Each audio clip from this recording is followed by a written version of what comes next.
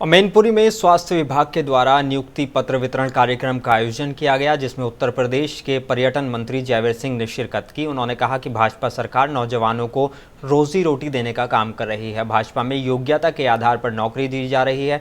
जिला कृषि अधिकारी को भाजपा नेता द्वारा पीटने के सवाल पर उन्होंने कहा कि FIR दर्ज हो गई है। विवेचना के दौरान जो भी तथ्य आएंगे उस पर कार्रवाई की जाएगी।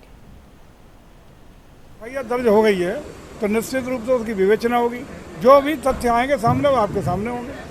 मुकदमा जब पंजीकृत हो गया तो उसकी विवेचना होना है और विवेचना के बाद जो भी तथ्य आएंगे सामने आपके सामने दिखाई पड़ेंगे। समाज देखिए, इस समय और या पूर्व में 6 साल के इस कार्यकाल में आदरणीय योगी जी की सरकार में अपराध और अपराधी के प्रति 0 टॉलरेंस की नीति के साथ उत्तर प्रदेश सरकार काम कर रही है। किसी भी घटना में तत्काल ठोस प्रभावी कदम उठाने का काम कर रही है। अभी जो तात्कालिक घटना हुई है माननीय न्यायालय के कैंपस में, उसमें भी इतिहास है आज़ादी के बाद का। 1 घंटे के अंदर SIT गठित करने का काम किया और SIT ने अपना काम शुरू कर दिया। कल तक 50 गवाहान के उसमें बयान ले लिए गए। वो 1 हफ्ता के अंदर